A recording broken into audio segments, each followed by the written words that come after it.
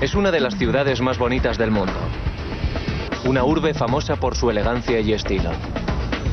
París, Francia. Pero la historia de París no se encuentra en sus típicos cafés ni en sus frondosos bulevares. Su historia permanece oculta en sus callejones, olvidada en sus bodegas, enterrada en fosas comunes. Es una historia jalonada por grandes obras de ingeniería y desafíos científicos que evitaron la ruina de la ciudad. Para combatir la amenaza de la guerra, los parisinos construyeron defensas monumentales. Cuando el río que cruza la ciudad amenazó con secarse, los parisinos consiguieron por medios artificiales que el agua continuara fluyendo. Y para conjurar la amenaza de la revolución, los parisinos rediseñaron todas las calles y plazas para asegurarse de que no se volviera a repetir. A pesar de estas amenazas, París ha sobrevivido y prosperado a lo largo de los siglos gracias a una mezcla de tecnología e inspiración. París, construida por la gente, sigue viva gracias al ingenio de quienes la construyeron.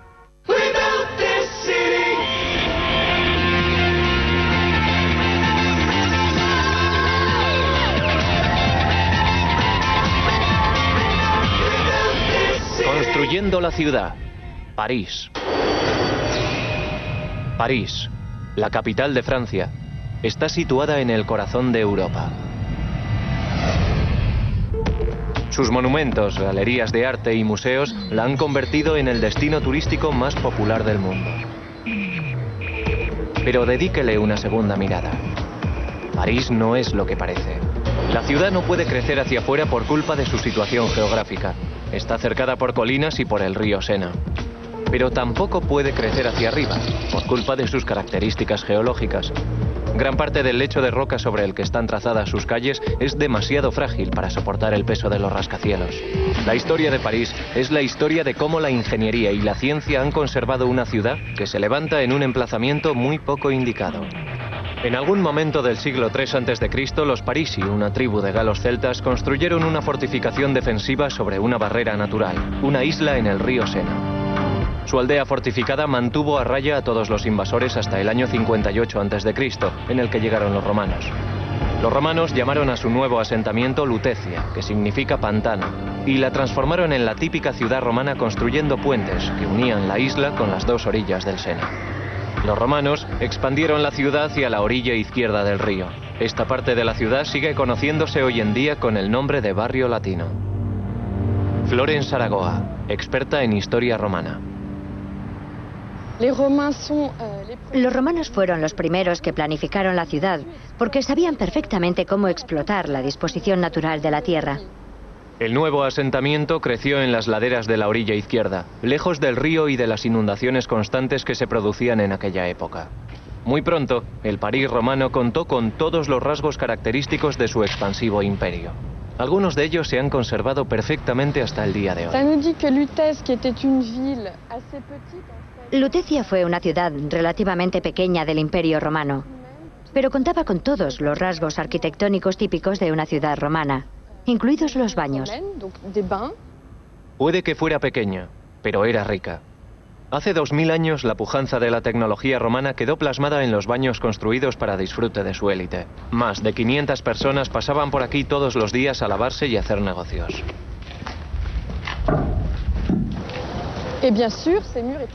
En aquellos tiempos estas paredes estaban cubiertas de mármol, puesto que los baños estaban totalmente decorados. Las salas eran muy grandes porque los baños públicos del Imperio Romano eran centros sociales de gran importancia. La gente venía a bañarse, por supuesto, pero también a reunirse, a hablar o a pasar el tiempo.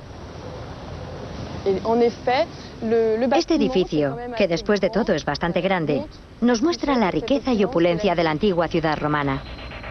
Aunque todavía no era una capital, sino un puesto de avanzada en los confines del imperio, ya tenía 6.000 habitantes. Los romanos construyeron carreteras, casas y un coliseo, en el que celebraron entretenimientos espectaculares. En lo que es hoy un parque urbano situado en el centro del París romano, los arqueólogos han encontrado pruebas que demuestran que aquí lucharon gladiadores contra leones y osos, que guardaban enjaulados y hambrientos detrás de estas rejas. Este coliseo tenía capacidad para 15.000 espectadores. Pero el París romano no duró mucho. En el año 481 después de Cristo, la ciudad fue conquistada por una tribu centroeuropea, los francos, los antepasados de los modernos franceses. 600 años más tarde, París había crecido. Se habían construido más puentes y caminos, y se había convertido en un importante centro comercial, aunque ahora estaba más expuesta que nunca a los ataques de los invasores. Los vikingos e incluso los ingleses amenazaron la ciudad. Justo antes del siglo XIII, el rey Felipe Augusto, un ingeniero visionario, imaginó una solución sencilla para las necesidades defensivas de París: una muralla. En la actualidad, en los callejones y calles del viejo París, aún pueden encontrarse restos del proyecto de ingeniería de Felipe Augusto. La muralla, con sus 67 torres, fue un proyecto ambicioso que rodeaba toda la ciudad, cerrando 28 hectáreas de terreno. Aquí puede verse perfectamente. La han reparado un poco. Se ven algunos ladrillos encima. Esa es una de las viejas torres del año 1200, una de las torres de Felipe Augusto. El historiador Guénot Gagnon está buscando restos de secciones de la muralla construida por el rey Felipe. Es una búsqueda que ha llevado a Gagnon a lugares inverosímiles, como el jardín de este convento. Bonjour, monsieur. Viens voir le mur. Oui, très bien. Oui, ça va, très bien. Alors, le voilà. Attention aux de fleurs. Ahí está, detrás de los macizos de flores. Estos restos están muy bien conservados y tienen una característica especial. Fíjese aquí, en la ladera de la colina. Creo que debió de ser construida muy rápidamente, pero sigue siendo una muralla de piedra labrada, aunque de forma desigual. Está ahí a la derecha. En su mayor parte, la muralla está oculta o ha sido destruida. Pero hay un lugar en el que sigue siendo posible ver su verdadera magnitud. Esta parte de la muralla se ve muy bien. Es una de las secciones mejor conservadas.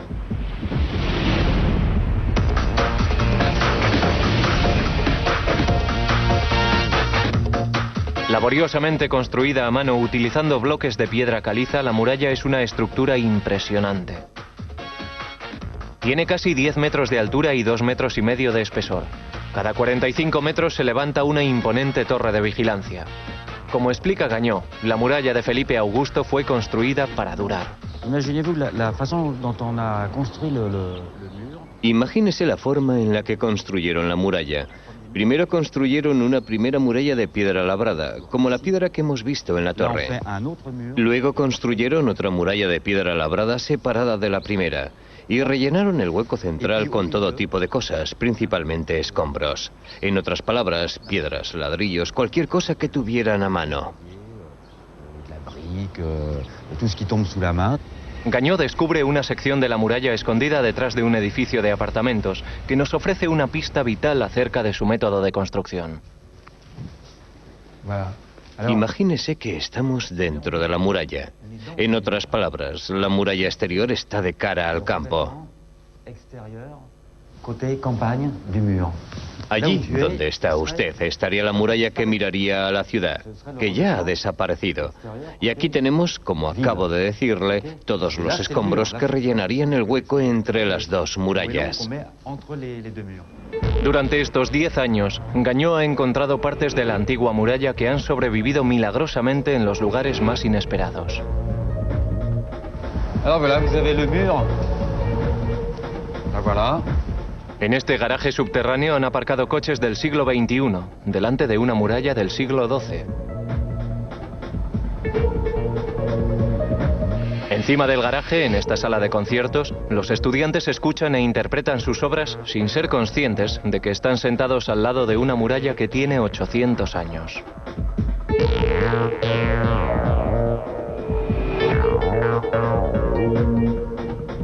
Tras asegurar su ciudad detrás de esta impresionante muralla, Felipe Augusto se construyó la fortaleza definitiva, un gran palacio real.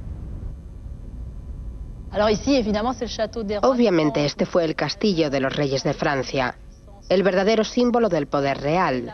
Es la gran torre del Louvre, el guardián del Louvre que incluso después de su demolición siguió perviviendo como un símbolo en la mente de los parisinos.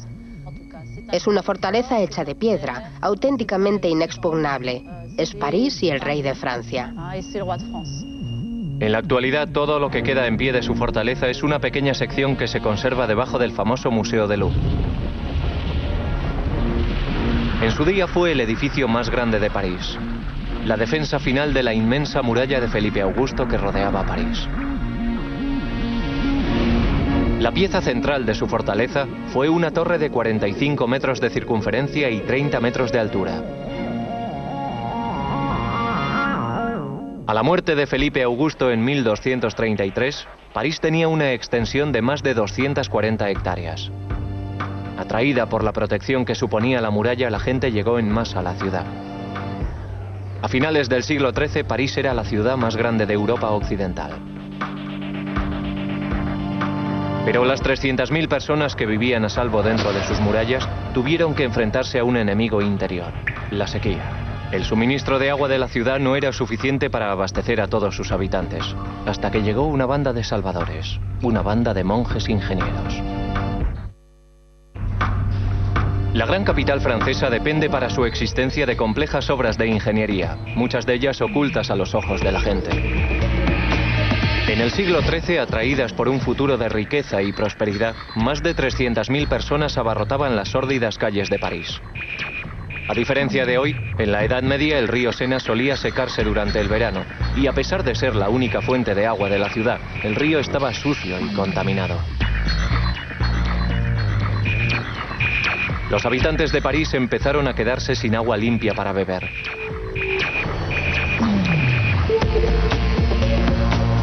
Oculta detrás de estos apartamentos se levanta esta inusual torre en forma de campana. Es la puerta de entrada a un logro extraordinario de la ingeniería medieval, una red de acueductos construida a 6 metros por debajo de la superficie. Los monjes medievales construyeron estos acueductos. 800 metros del sistema original permanecen intactos en la actualidad. Los monjes localizaron un manantial y consiguieron canalizar el agua, filtrarla y enviarla hasta el centro de París por medio de estos túneles subterráneos. Es fácil sentir claustrofobia aquí abajo. La mayoría de las personas que se muestran entusiasmadas con esta red de acueductos disfrutan estando bajo tierra en canteras y catacumbas, en todo tipo de lugares subterráneos. Pero sugiero a los que sufren de claustrofobia que no se acerquen por aquí. Estamos debajo de una de las entradas de agua del acueducto. Ahí arriba hay un manantial, pero no está por encima del nivel del techo del acueducto, así que el agua se filtra por aquí y cae directamente en el acueducto. El agua se recoge aquí y fluye siguiendo la inclinación del suelo hasta el final de esta parte, donde cae colina abajo. El motor del acueducto era la fuerza más antigua de la naturaleza, la gravedad. El agua caía sobre estos escalones que servían para añadirle aire y al mismo tiempo rompía su flujo constante antes de que cayera directamente al acueducto. En su momento álgido, cientos de miles de litros de agua discurrían a diario por estos acueductos y desembocaban en las fuentes del centro de París. Las calles adyacentes aún siguen el trazado descendente del acueducto medieval. Incluso han bautizado el café del barrio en su honor. Se llama Los Regueros.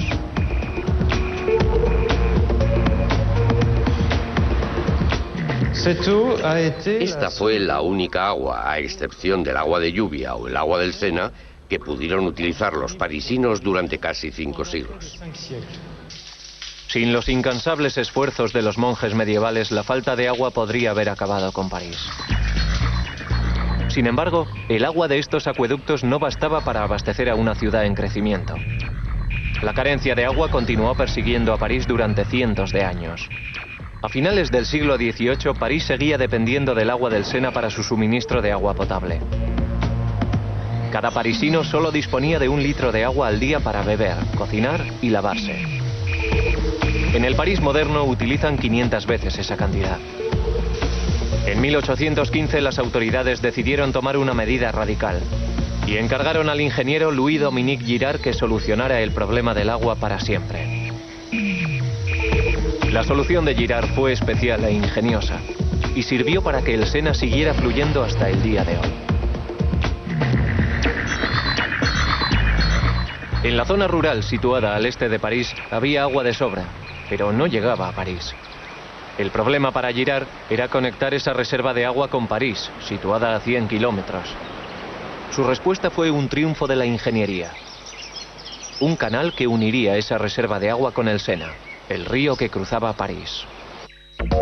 El canal abastecía a la ciudad de agua limpia y por él podían navegar las barcazas que transportaban alimentos y madera hasta el corazón de París. Pero este doble papel no hizo más que aumentar los problemas. Como París demandaba constantemente más y más agua, Girard tenía que asegurarse de que su canal estuviera siempre lleno. Además, cada barcaza que pasaba desplazaba millones de litros que se desperdiciaban. El nuevo canal necesitaba ser reabastecido constantemente.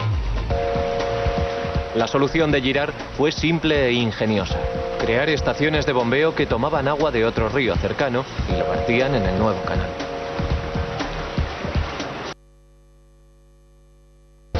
El canal recorre el campo a lo largo de 100 kilómetros y llega a los suburbios del este de París abasteciendo de agua a la capital. Desde allí, el agua se canalizaba hasta las fuentes del centro de la ciudad. Estos motivos decorativos tenían su utilidad. Facilitaban el llenado de los baldes. El hecho de que llegara a París agua de buena calidad en cantidad suficiente fue un paso adelante de extraordinaria importancia para la ciudad y sus habitantes. Sin el canal y una red de esclusas, el río Sena, la arteria vital que recorría el corazón de París, se hubiera secado casi por completo. Pero en la Edad Media, la falta de agua era solo uno de los muchos problemas a los que debía enfrentarse París. En aquellos momentos Francia se veía envuelta en la guerra de los 100 años contra Inglaterra. En esa época vivió una legendaria heroína francesa, Juana de Arco. No fue hasta 1453 cuando los ingleses fueron expulsados de Francia. Bajo un nuevo rey, París se convirtió en la capital de Francia y la gente emigró en masa a la ciudad en busca de trabajo y prosperidad. Para 1589 París se hallaba superpoblada y cada vez resultaba más difícil transitar por sus estrechas calles. La superpoblación amenazaba con paralizar la ciudad y resultaba evidente que se necesitaba un nuevo puente que cruzara el río. El rey Enrique IV ordenó su construcción. El puente recibió el nombre de Pont Neuf.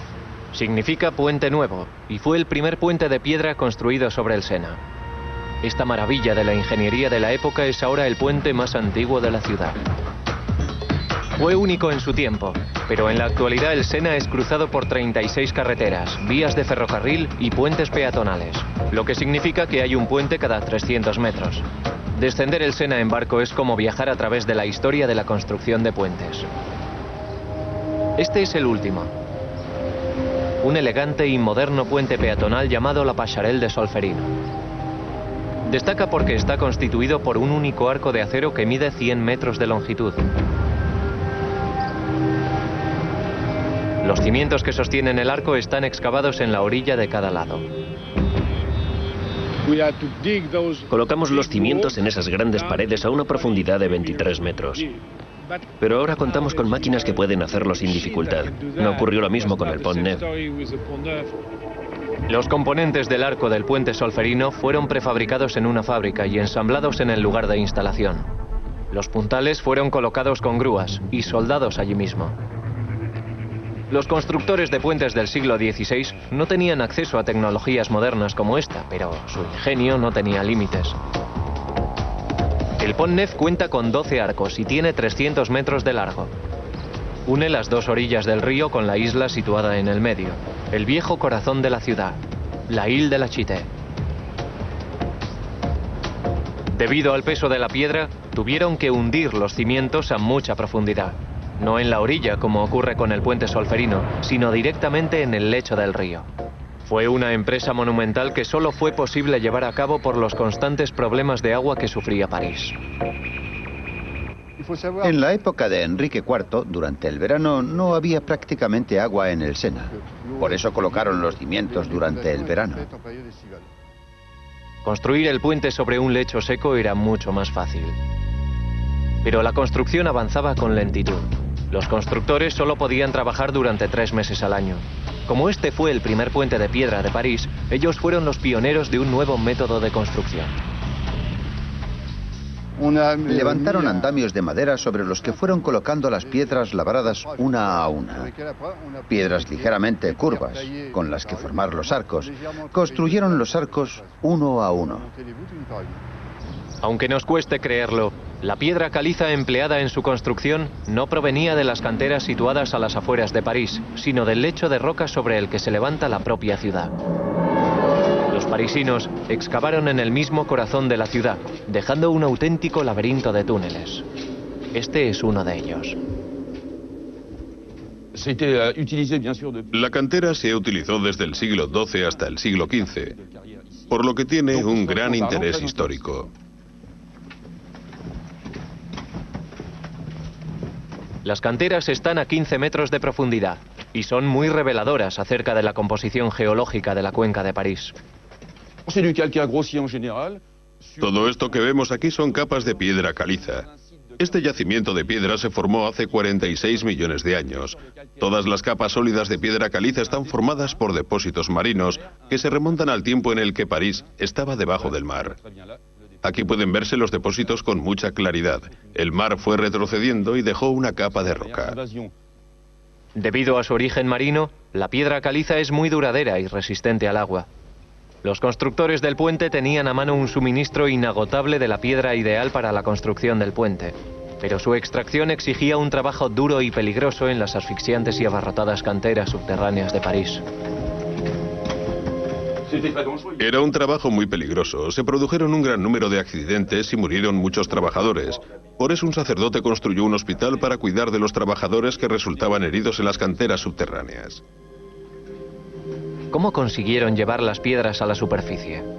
Philippe Thévenon nos hace un relato extraordinario de las técnicas de extracción de piedra del siglo XVI. Los constructores del puente decidían la forma de la piedra que necesitaban y en la misma cantera subterránea cortaban las piedras que pesaban alrededor de 1 tonelada. Sacar a la superficie bloques de piedra de ese tamaño antes de la invención de las grúas modernas exigía fuerza y resistencia. Efectuaban el corte a lo largo de la línea de falla de la roca. Hacían un corte profundo de entre 3 y 4 metros y medio de profundidad. Muchas veces tenían que hacerlo tumbados. Luego cortaban la roca por cada lado y si el bloque no caía por su propio peso, utilizaban cuñas de hierro que introducían en las grietas.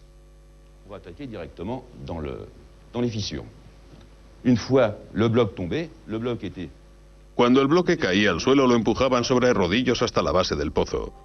Allí una persona situada arriba lo subía a la superficie con un torno accionado a mano. Una a una, todas las piedras que componen el Pont Neuf fueron cortadas y extraídas siguiendo este método. Se necesitaron casi 30 años para terminar el puente. Durante los 200 años siguientes, el Pont Neuf soportó un tráfico increíble. 80.000 personas y 25.000 carros lo cruzaron a diario. Finalmente, París contaba con un puente apto para el tráfico de carruajes que unía las 2 orillas del río y que facilitaba los desplazamientos por la ciudad. Más de 400 años después, el Pont Neuf sigue abierto al tráfico. Es un monumento de la ingeniería renacentista, pero incluso el Pont Neuf necesita mantenimiento. Un equipo de ingenieros está desarrollando un complejo proyecto de restauración. Pierre Baudet y su equipo están limpiando y reparando muchos de los fascinantes detalles originales. Las máscaras son una especie de figuras grotescas que fueron colocadas durante la construcción del puente. Supongo que los constructores permitieron que los canteros dejaran su impronta y en cierto modo parecen caricaturas.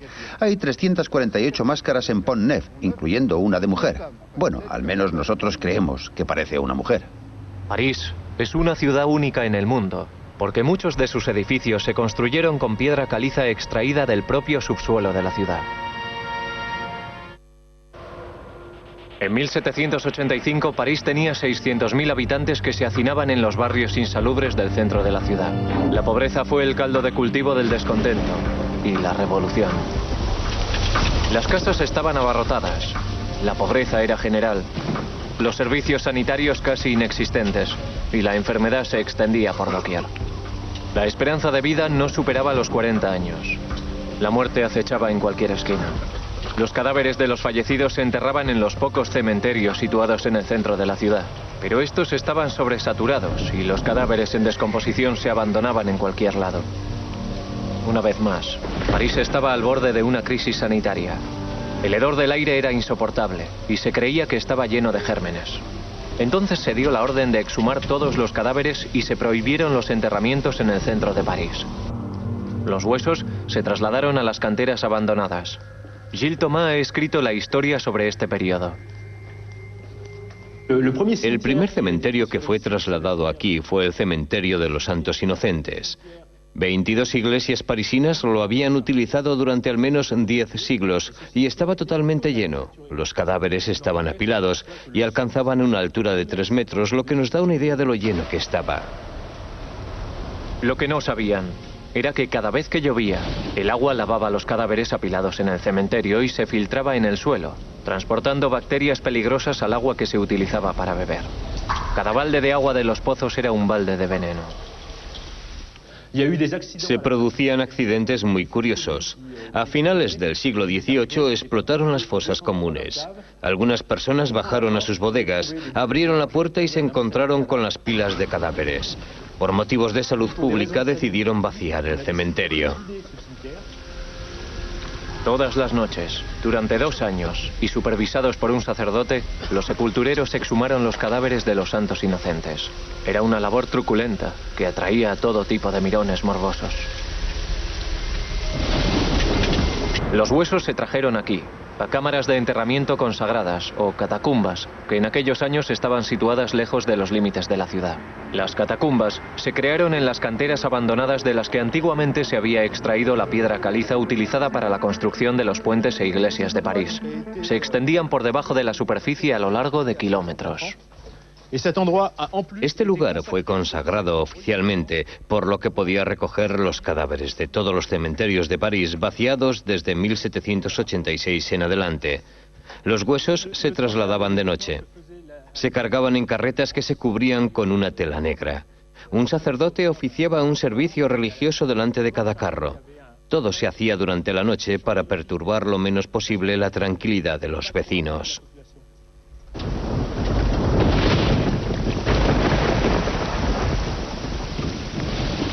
Cada vez que se exhumaba un cadáver, y siempre que fuera posible, se anotaba su identidad para llevar un registro del número de cadáveres enterrados en las catacumbas.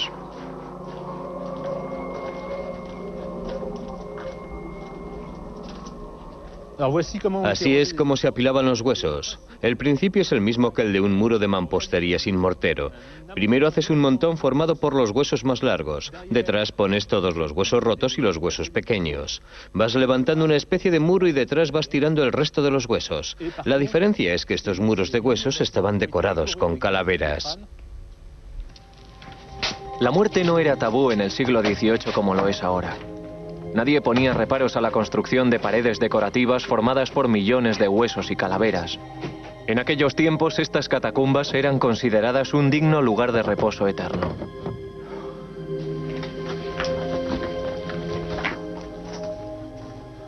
Aquí lo tiene. Huesos del cementerio de los Santos Inocentes puestos a descansar en abril de 1786. Estos son los primeros huesos que se colocaron aquí. Con el tiempo se vaciaron todos los cementerios del centro de París. Lenta, silenciosamente, mientras los restos de 6 millones de personas se trasladaban de lugar en una mudanza macabra, estalló otra revuelta. Esta vez, entre vivos.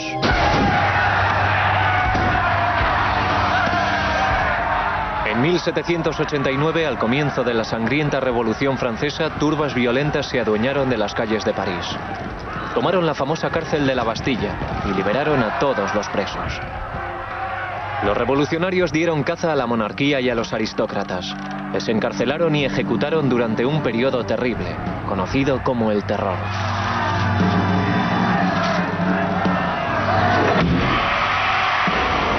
En lugar del rey, Francia instauró una república y en 1804 Napoleón Bonaparte se coronó emperador. Napoleón convirtió París en una ciudad lo bastante grande como para que fuera la capital de su expansionista imperio. Fue él quien levantó el Arco del Triunfo, en honor a sus conquistas militares. Pero fue el sobrino de Bonaparte, Napoleón III, el soberano que daría forma al París moderno. En 1850 París tenía 1 millón de habitantes. La ciudad crujía bajo el peso de tanta gente apiñada en tan poco espacio. El tráfico se paralizó y con él las transacciones comerciales. El emperador Napoleón III, sobrino de Napoleón Bonaparte, diseñó un nuevo y radical plan para reconstruir París. Trazó calles más anchas, mejoró el tráfico y limpió los barrios marginales en los que germinaba la semilla del descontento y la violencia. Había muchas calles de difícil acceso, abundaban las casas en estado ruinoso y los barrios sórdidos atestados de gente. Además, las calles no estaban limpias. Era verdaderamente una ciudad de los viejos tiempos. Napoleón designó a Eugène Haussmann como el hombre encargado de llevar a cabo su plan. Su misión, modernizar París y asegurarse de que no volviera a estallar otra revolución. París era una red de calles estrechas, algunas con colectores abiertos, no había agua corriente. Por la noche estas calles estaban vacías, oscuras y sórdidas. Los ciudadanos tenían demasiado miedo como para aventurarse a salir. Muchas de estas calles estaban a apenas unos metros de algunos de los edificios más famosos de la ciudad. Cerca de Notre Dame se encuentra la única parte del París actual que nos recuerda el aspecto que tenía aquel París. Aquí vemos una calle muy estrecha, una calle típica de aquella época. Esta era la anchura normal de aquellas calles. Este es el aspecto exacto de las calles del viejo París. En estas calles estrechas se hacinaban cientos de miles de personas que vivían en la pobreza. Si Haussmann pretendía limpiar estos sórdidos barrios, antes tendría que buscar un nuevo alojamiento para sus habitantes. La pregunta era, ¿qué hacemos con la gente que vive en estos edificios? ¿A dónde van a ir? Haussmann, al igual que la mayor parte de la burguesía parisina, creía que lo mejor que podían hacer era irse al infierno. Haussmann compró la tierra, trasladó a los habitantes de estos barrios a las afueras de la ciudad y volcó su atención en los taponamientos constantes que paralizaban el tráfico. Con la llegada a París de los nuevos ferrocarriles, tuvo la idea de unir las principales estaciones entre sí con anchos bulevares para que el tráfico fluyera con más rapidez. No había ningún camino que uniera las distintas estaciones entre sí. Por eso los viajeros que se trasladaban de una región de Francia a otra y se veían en la obligación de atravesar París, tenían que hacer un esfuerzo enorme. Cruzar París de un extremo a otro presentaba muchas dificultades. Este bulevar se construyó para unir dos de las principales estaciones del norte de París con el centro de la ciudad. Ancho y espacioso, no solo era una vía rápida, también contaba con amplias aceras y estaba flanqueado por árboles. Basándose en este, Haussmann construyó más bulevares que recorrían la ciudad de norte a sur y de este a oeste. También construyó más carreteras que salían del Arco del Triunfo, otra de las señas de identidad de París. Y amplió los Campos Elíseos, el bulevar más famoso del mundo. Tras aliviar la congestión del tráfico, Haussmann creía que París y su economía empezarían a crecer. París se convirtió en un gigantesco solar en construcción. Los barrios de viviendas insalubres fueron derribados. Y en su lugar se construyeron edificios de apartamentos que seguían las especificaciones de Haussmann. La altura de estos edificios tenía que ser exactamente de 20 metros. A Haussmann solo le interesaba el aspecto externo de los largos bulevares con sus recién construidos edificios de apartamentos. Su preocupación era dar a París un aspecto moderno y uniforme. Ese es uno de los clásicos edificios de Haussmann, con la típica tienda de aspecto pulcro en la planta baja. Encima va la entreplanta, luego el primer piso con un balcón ocupando toda la fachada. Después los pisos segundo y tercero, ambos con balcones pequeños. Y finalmente el último piso, que es el más difícil de alquilar porque está muy alto y estos pisos carecen de ascensor. Pero el último piso tiene la ventaja de tener un balcón grande que te permite disfrutar de la vista y del aire fresco. Pero los grandilocuentes diseños de Haussmann tenían un segundo y secreto objetivo. Sus bulevares anchos y rectos eran deudores tanto de la estrategia militar como de la planificación urbana. Los parisinos ignoraban que Haussmann había diseñado una ciudad en la que el ejército no iba a tener problemas para abortar cualquier revuelta. El problema de la seguridad nunca había estado ausente de las preocupaciones de Napoleón. Se habían producido tantos levantamientos, tanto derramamiento de sangre y tanta destrucción que casi toda la población de París quería habitar en una ciudad más segura. En medio de esta plaza, al este de París, había un regimiento de caballería. La misión de los soldados que ocupaban estos barracones era controlar esta zona de París. Históricamente era aquí donde nacían las revueltas y revoluciones. Pero los soldados de caballería necesitaban divisar desde aquí a sus camaradas de infantería estacionados a 5 kilómetros al sureste. El problema era que este nuevo bulevar tenía que superar el obstáculo que suponía un canal por el que navegaban barcazas que transportaban mercancías hasta el centro de París. Un puente sobre el canal habría bloqueado la vista y facilitado a los alborotadores levantar barricadas y cortar las comunicaciones con esta zona de París. La costosa y radical solución de Haussmann consistió en ordenar a sus asombrados ingenieros que construyeran un canal subterráneo de más de 1.600 metros de longitud, por el que discurriera el agua para que no hubiera necesidad de construir ningún puente. Fue una obra de ingeniería extraordinaria que se completó en apenas 2 años. En aquellos tiempos no había electricidad, y transportar mercancías a oscuras por un canal subterráneo hubiera sido totalmente impensable. Pero los ingenieros dieron con una solución ingeniosa para conseguir luz y aire. En este túnel, aparte de las pocas señales iluminadas que vemos delante, no hay electricidad ni luz eléctrica. Toda la luz que lo ilumina llega desde las claraboyas abiertas en el techo. Aquí arriba podemos ver una de ellas. Estas claraboyas permitían la entrada de la luz del día y de aire fresco. Como si fueran una serie de faros o las luces de una pista de aterrizaje, las claraboyas guiaban a las barcazas por el medio del canal. Con esta solución, Haussmann conseguía que las barcazas parisinas conservaran el atajo que les llevaba hasta el Sena e impedía que hubiera algún obstáculo que se interpusiera entre los barracones de caballería y el destacamento de infantería. La nueva ciudad que había diseñado atraía cada vez a más gente, pero Haussmann sabía que París estaría condenada si volvían los tiempos insalubres de antaño. Por eso inició también una guerra subterránea.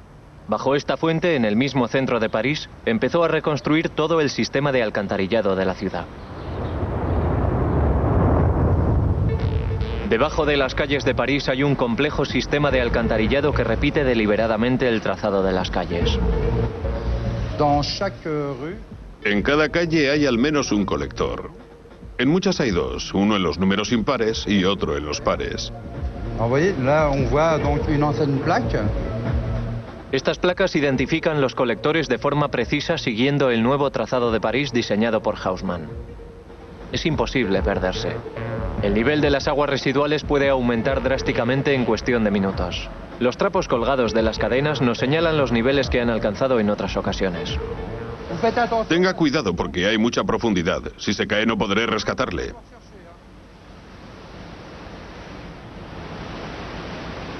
En las intersecciones de las calles hay colectores subterráneos que forman un gran canal, un río de aguas residuales que fluyen a gran velocidad debido simplemente a la fuerza de la gravedad. Millones de litros de aguas residuales pasan cada hora por este punto. Las calles laterales, más pequeñas, tienen colectores más pequeños. Estos canales también se utilizan para albergar las tuberías que llevan el agua potable y no potable a los edificios de París. Con la típica meticulosidad de Haussmann, cada casa está identificada, tanto encima como debajo de la superficie. Aquí estamos en el número 25 de la calle Lombard. Ahí arriba está la conexión del agua potable. Esta es la tubería del agua potable y esta otra la del agua no potable. Y por aquí salen las aguas residuales. Sigamos. Los únicos otros seres vivos que hay aquí son las ratas. Han conseguido abrirse camino adentelladas entre los ladrillos y el mortero. Me han dicho que hay un problema en el número 17. Creo que las ratas han conseguido salir a la superficie. Tendrá que venir alguien a ver lo que pasa y efectuar las reparaciones necesarias. Una audaz banda de ladrones perforó un agujero mucho más grande. Consiguieron entrar en una filatelia por el procedimiento del butrón y llevarse un valioso botín. Entraron por aquí. Hicieron un agujero y entraron en el sótano de la tienda, cogieron los sellos y se fueron por donde habían entrado. En menos de 30 años, Haussmann rediseñó por completo el trazado urbano de París. Por primera vez, sus nuevos bulevares unían todas las partes de la ciudad. Expandió sus límites y los abrió a nuevas comunidades, empujando a más gente a trasladarse a París. Y construyó parques. Era la primera vez que los parisinos podían disfrutar de zonas comunes de esparcimiento. Pero a pesar de todos sus logros, no fue Haussmann quien diseñó el monumento más famoso de la ciudad. Ese honor recayó en el ingeniero Gustave Eiffel. Construida en 1889, la Torre Eiffel es el monumento que mejor identifica a París. En esta grabación realizada en 1900 podemos ver las primeras imágenes de la torre recién terminada. Estas son algunas de las primeras imágenes grabadas en cine de la historia.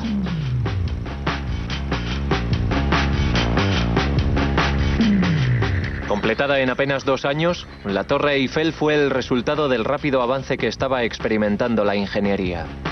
Está construida con vigas de acero enrejadas y unidas por remaches. En su momento fue la estructura más alta del mundo. La Torre Eiffel lanzó a París al escenario mundial. En esta misma época se construyó otro puente que cruzaba el Sena empleando la misma tecnología de vigas de acero unidas. La última moda para este material nuevo y súper resistente fue combinarlo con una decoración muy llamativa para celebrar el histórico pasado de París.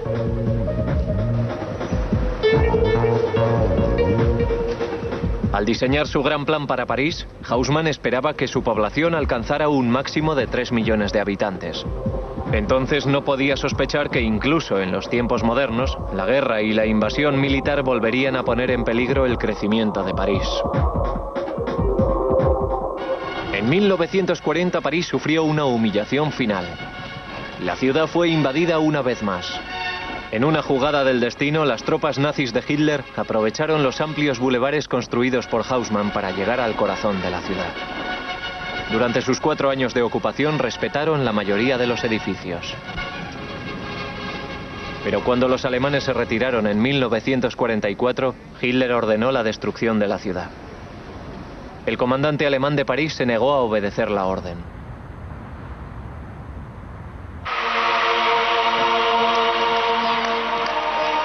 Cuando las tropas estadounidenses liberaron la ciudad, la encontraron tal y como la había diseñado Haussmann.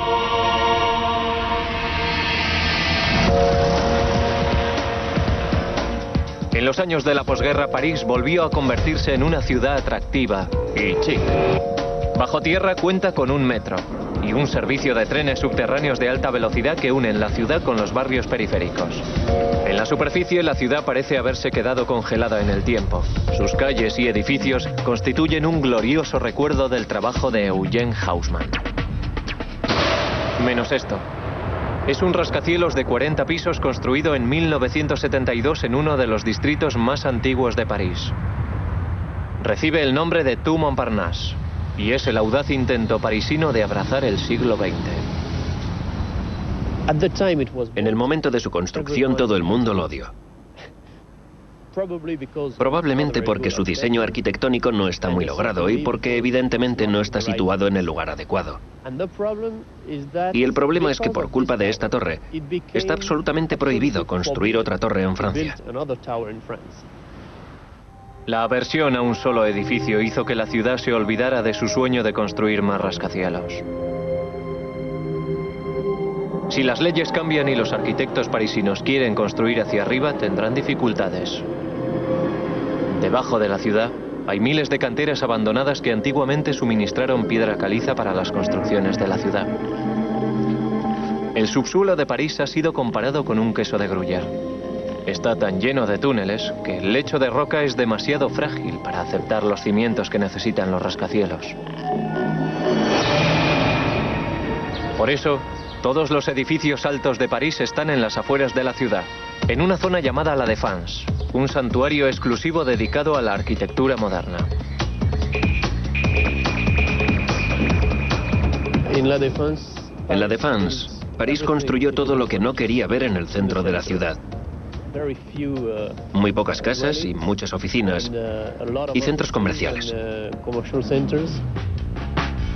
Desde la Segunda Guerra Mundial, varios presidentes franceses han dejado su huella en París. No construyeron hacia arriba, pero optaron por la controversia.